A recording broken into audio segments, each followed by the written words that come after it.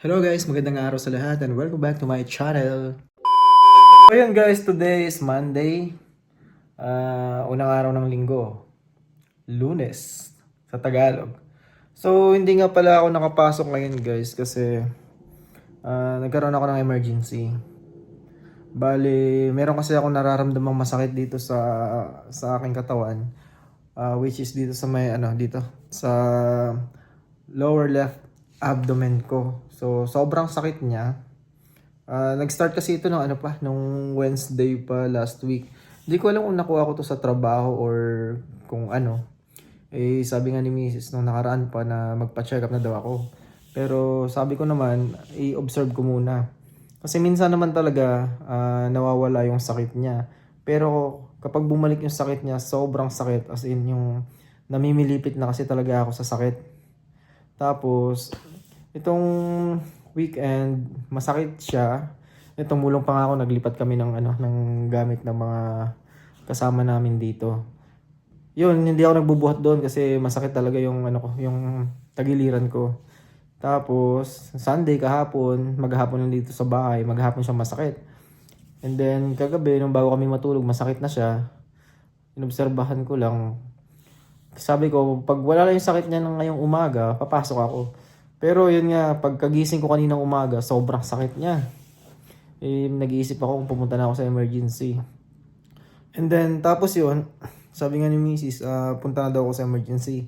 Kasi kahit ako, nababother na rin ako kasi hindi gumagaling yung sakit niya. Kahit uminom ako ng pain reliever, parang dalian lang naman yun, tapos bumabalik na naman ulit siya.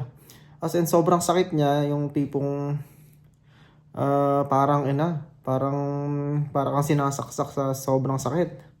Hindi ko alam kung hindi ko alam kung sa laman or internal. Kaya medyo nag-worry na rin ako, kaya nagdesisyon ako kanina na hindi na muna pumasok, so nag-call in ako. Sabi ko, kailangan ko pumunta sa doktor. Kasi guys, kung papasok ako, hindi rin ako makakapagtrabaho ng maayos. Gawa ng yung trabaho kasi namin mabigat, talagang pisikalan. At hindi ako makabuhat kahit na magaan na na bagay. Masakit na siya. At hindi rin kasi ako makatayo ng diretso. Kaya ko maglakad pero yung parang nakayuko kasi inaalalaya ko yung sakit niya. Pag na-stretch siya, natatayo ako ng straight na ganyan, masakit siya. Lalo na kapag nagbuhat ako. So, ayun, nag-isip ako kanina kung saan ako pupunta dahil dalawa yung option dito. Meron kasi ditong yung sa General Hospital, mayroong emergency.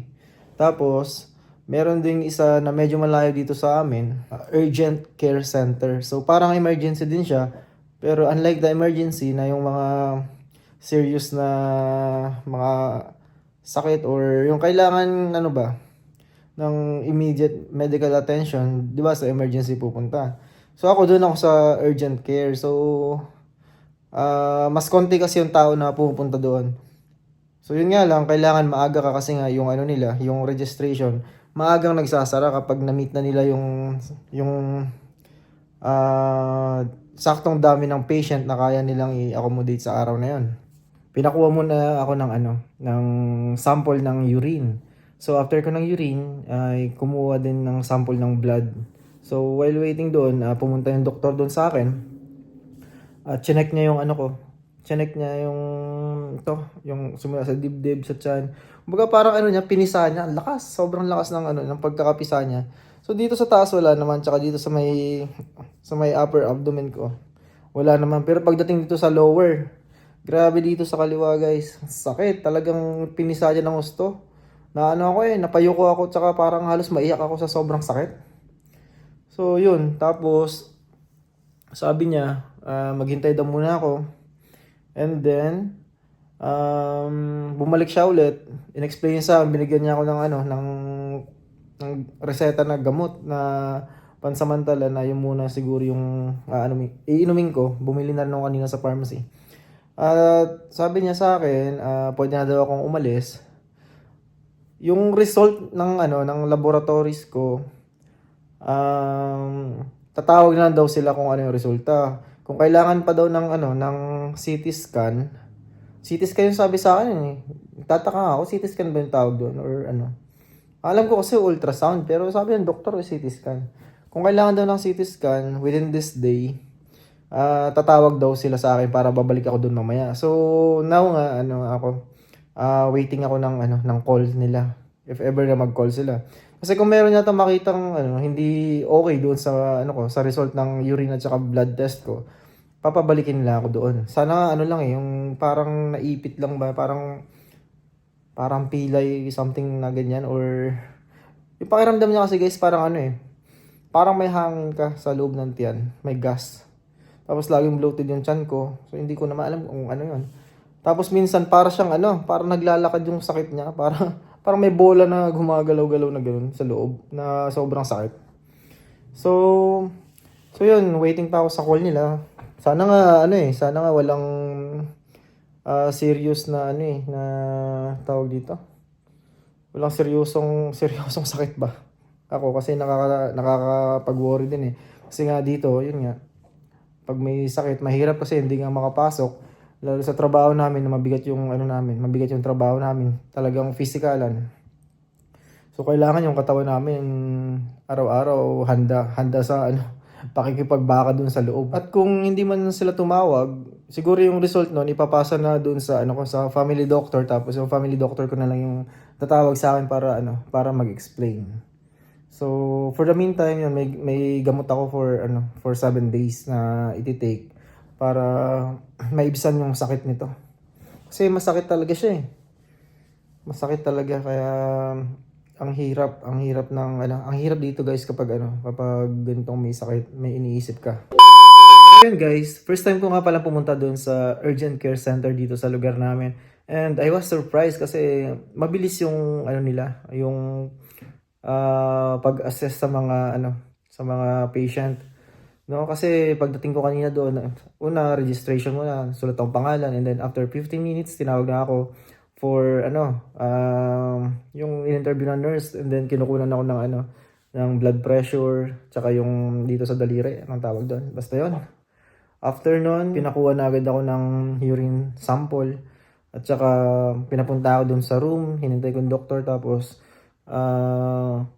chinek ako, and then kinunan ako ng blood sample, tapos yun na, tapos na, waiting na lang ako.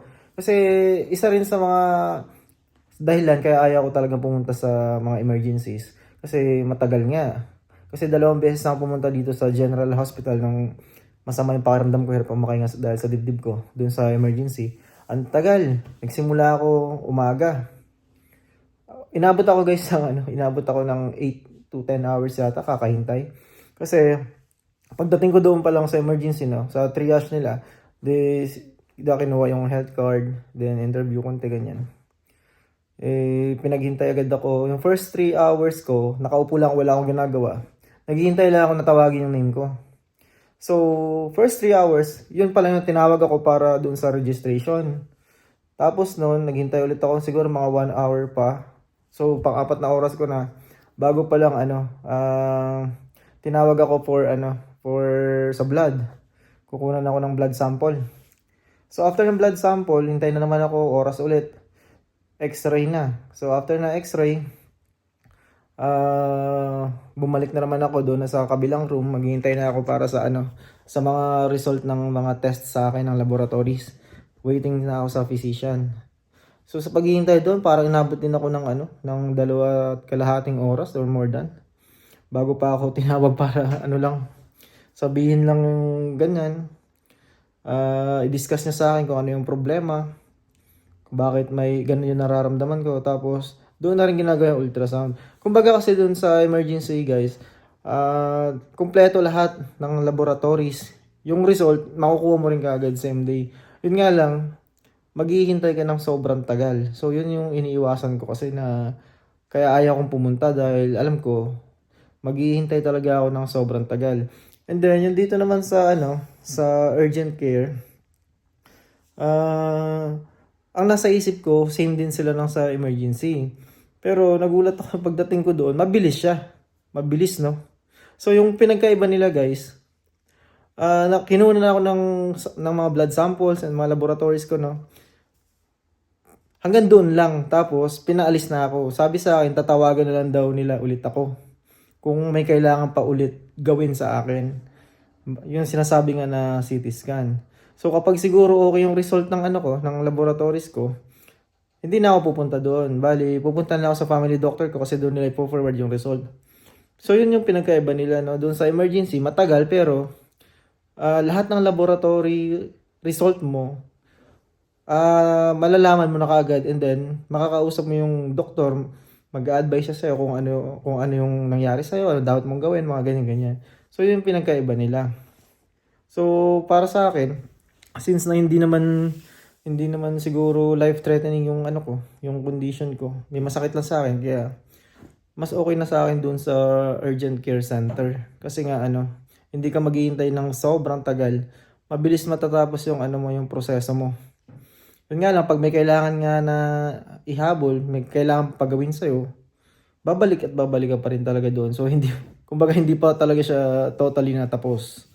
So, ayun. Kasi sabi sa akin kanina, maybe today, tatawag sila, babalik ako doon or bukas daw. So, kung bukas, panibagong absent ko na naman. Hindi pa matapos.